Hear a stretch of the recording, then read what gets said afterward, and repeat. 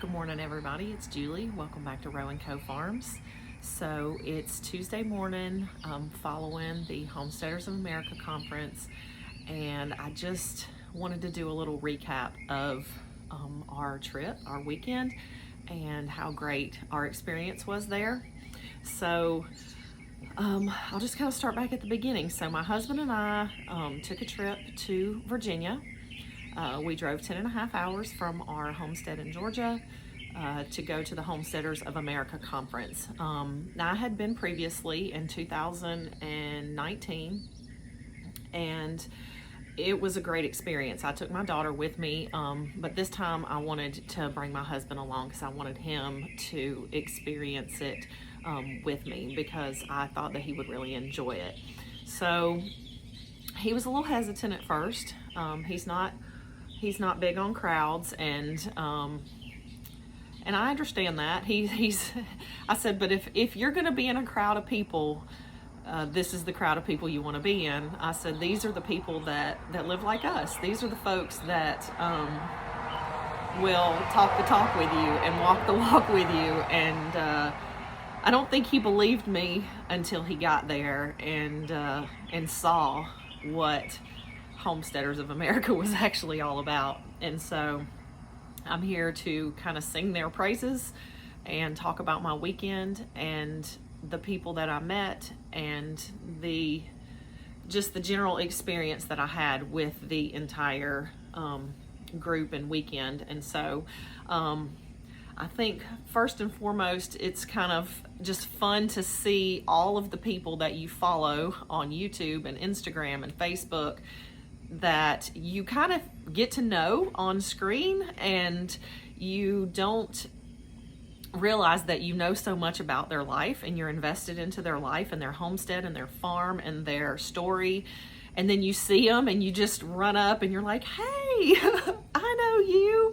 You don't know that I know you, but I know you. And kind of the whole weekend is like that, because all these people are meeting for the first time in real life and recognizing each other, and they've been commenting and sharing and kind of behind the scenes with each other all these years, and now all of a sudden you get to connect with them in real life. And it was just such an amazing experience, because everyone for the most part is just so welcoming and brings you in to the huddle, so to speak, and you immediately just kind of click with folks and start to talk about all the things that you have in common. And there's so many now. It was just really an enjoyable thing to be around. So we got to spend the first day of the conference, which was Friday. It took a little while to get in. I don't think they were expecting everyone to show up. There were thousands of people at this conference. So we got there. Like I said, it took a little while to get in, but it was fine. We got in. They did delay things a little bit so that people had a chance to get inside before they actually started the different speakers. There were 5 different tents, big tents set up, so that there could be hundreds of people in each tent that could listen to the different speakers that were there. And they were all so informative. I hated that a lot of them were conflicting at times, where I had to choose, like, oh my gosh, which one of these people am I going to listen to and talk to? And so I got to hear so many great people, and I missed a few, but if you go onto the Homesteaders of America website and become a member, you can watch all of those sessions on video. So they did record all of them, and so I'm definitely going to go back and watch some of those sessions that I did not get to partake in, because there's just so much good information out there. Literally, if you are a homesteader, all the knowledge about homesteading was in Front Royal, Virginia over the weekend. Everything that you could ever want to know was right there. So it was, I just don't know how to describe how to feel in a group of so many people that are willing to work so hard and make things so much better. There was no complaining over the weekend. There was a lot of resilience and pride, and just people just willing to work hard for the type of life that they wanted. And so that was just so nice to see that there were so many people willing to basically dedicate their whole life to this lifestyle. And that really is kind of what it is. It's a dedication to a lifestyle that you didn't even realize that you wanted until you started doing it. When I started homesteading, I'd say it's been at least 10 or 12 years ago now where we really started doing the thing where you start kind of doing one thing and it leads into the next thing and the next thing and the next thing. And at first you think that's like an overwhelming thought, like, oh my gosh, this is just going to snowball out of control. But it doesn't. It just makes you more inspired to do the next thing, because you don't realize what you're capable of until you really start doing it. And so being around all these people over the weekend really inspires you even more and invigorates you even more and motivates you even more, because you see all these other people are doing this too. So you're not alone, even though sometimes you really do feel alone, even within your own community. Sometimes there's not the support for homesteading. It seems weird to people that you would want to grow your own food or raise your own animals for meat and protein. But honestly, right now, shortages everywhere. We're about to have a whole bunch more. Providing for yourself doesn't seem all that silly anymore. And I think more and more people are realizing that you can't always rely on those systems to provide for you, especially your basic necessities. So it's good to know either how to do it yourself or that you know how to source it from someone that does it themselves. So now more than ever, you need to be reaching out to your local farmers and producers. And it's not always a huge farmer and producer. It might be your neighbor who grows vegetables that you can get some extras from, that you can learn how to do some gardening from. It might be you just planting a few things for yourself that will stretch your food a little bit further. So I really, really encourage you to learn how to grow some of your own food, how to opt out of some of these big systems that are now failing us. I am very sad to see that our food system is not going to withstand this pandemic, whatever's happening right now. It's scary. We've kind of lost faith in our government a little bit. That's not new for me. That's something that's been going on for me. It's been eroding a little bit year by year. And, I haven't had a good faith in our government. No matter which side of the aisle that you're on, I haven't been happy with either for a long time. And so I think it is important to make sure that you can take care of your family, because when it comes down to it, you need food and water and shelter and some basic medical care, and we can at least provide that for ourselves. We can educate ourselves. We can learn how to do things. I couldn't tell you how much I've taught myself in the last 10 years with book after book after book, and YouTube after YouTube after YouTube, and asking lots of questions and connecting with people online and internet, and just the information is out there that you need. We all need to know how to grow our own food. Everyone should have a basic knowledge of how to plant a seed and grow a plant. Everyone needs to know how to do that. It's the very basic of human necessity, is to feed yourself. So we need to be teaching this in every single school across the nation, how to feed yourself.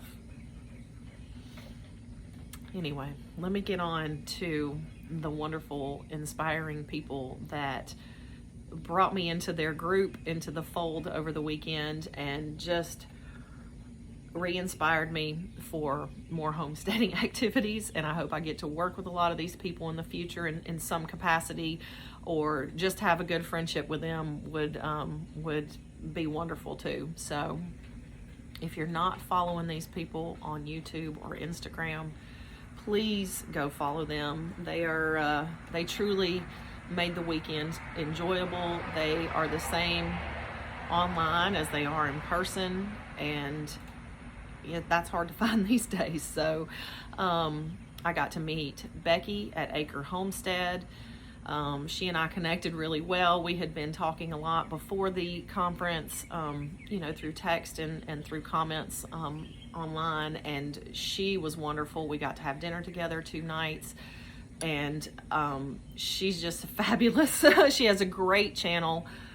She's in Washington, and she has 1 acre in the suburbs, and she is doing it. She is bringing in wheelbarrows full of food, and she's just doing a great thing. She's learning. She's brand new, and her channel has just exploded in the last 6 months. So she's just doing a great job. And so she came out, she got to meet lots of people, and I hope she had a great experience out there too. So yeah, go follow Acre Homestead. I know she's on Instagram and YouTube. And then also got to meet Tangi and Jack from Freedom Homestead. And they were just really welcoming to myself and my husband, and they have given me a shout out on their channel, which was great. Really appreciate that from them. I don't know how much I can offer you guys as far as viewers are concerned, but they are really wonderful people, and they shared their story with us. And it just really touched me that they sat down and, kind of broke bread with us one night and connected with us in such a great way. So Freedom Homestead, you got to go check them out too. They share a lot of great information on their channel. They also live on 1 acre in Kentucky. So they're doing it small scale, but they're doing it. So if you have similar type situation where you're on 1 acre and you're trying to figure out how to homestead, those 2 that I just mentioned are some great ones to look at. So I also got to meet Constance from It's a Good Life Farm. She has a great YouTube channel. She was wonderful. We shared some mutual stories about tick illnesses, and that was just good to connect with somebody about that, because I have, a long story with the tick illness, and I'll probably do another video separate just about that, because that's another part of my story that I haven't really shared in depth. So anyway, she shared some stories with me. She lives in Alabama. She has a great YouTube channel. She's also on Instagram, so please go look at her, follow her. Hopefully we'll be connecting soon, because she's going to be coming through Georgia, so I hope to get to meet up with her again. I also sat down and got to have dinner with John and Heather from our Podge homestead. They're in Michigan, and they were just wonderful. They shared some of their family story with me and all the things that they're doing on their farm, and it's just wonderful to connect with all these guys. They just welcomed us in. They didn't know us at all. We just kind of got brought into the group by someone else, and so it just was really nice to feel welcomed like that. So also at dinner with us was Anna from Fermented Homestead. She's out in Washington, and she shared a lot of her story with me, which really touched me, because there's just a lot of, with the current happenings in our world, they have really affected her family greatly, and she shared how that she's and her family are dealing with that. And so I just really appreciated her story. And so you guys check her channel out. She's got a great channel. She does a lot of fermenting and her homestead journey, and I just love to see you guys follow her as well. I want to make sure I don't forget anyone that I shared time with over the weekend. I also met Roxanne from Simply Seeded. I know she has an Instagram. I'm not sure about YouTube. I think she's working on that, but she was just wonderful. I got to talk with her for a long while. I also got to talk with Ann Aceta Scott from A Farm Girl in the Making. She and I have also kind of been back and forth on Instagram and Facebook for a while, and so it was nice to be able to hug her neck, and she signed her book that I have of hers. She's a great author. She does some canning, a lot of canning and things like that, preservation, and so it was just really neat to get to meet all these people in person, you know. YouTube, I never thought I would be on YouTube. This is just such a weird thing. I always thought, YouTube, who the heck does that, you know? And now here I am, like 5 years later, I'm like on YouTube, and it just has really created this kind of family for me that I never knew I could even find out there. You just think like you're isolated in your one little neck of the woods, and in reality, there's all these people out there that are just like you. So it's just been so nice to connect with all those people and share time with them. And I really hope that you go, and if you're not following them already, you probably are, because most of them are pretty well known in the homestead community. And so give them a shout and tell them I sent you, you know? So yeah, think about taking a little bit of your world and opting out of the big systems that are kind of in control of everything that we're doing right now. What would you do if the grocery store didn't have anything or stopped letting you in for whatever reason?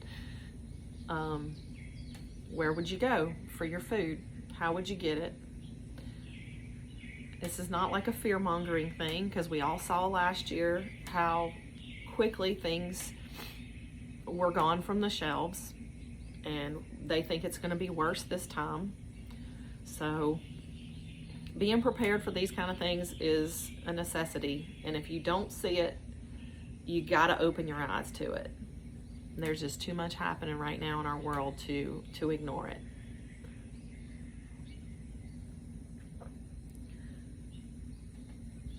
I hope that you all can be inspired by my channel or someone else's to try something today, to learn how to do something new, and to opt out of the big systems. You'll be happier for it in the end. You'll feel freer, less dependent, and ultimately, if just if the stuff hits the fan, you might be all right. You might make it through where other people are not prepared. And we need to be the leaders in this time and show the way for others who don't know yet. So anyway, that's my homestead talk for today. I wanted to share my weekend of homesteading experience. There were tons of great vendors and speakers, and if you ever get a chance to go to the conference, you should go. You'll never forget it. You'll meet lots of new people that you'll be bonded with for life. I met new friends that were my line friends. Prewitt Homestead, I forgot about them. We met in line waiting, and so now we're friends. So it's wonderful where you find and make your connections in life. So I encourage you to make a new connection today, learn something new today, and get a little more prepared today. We'll see you next time here at Roan Co Farms.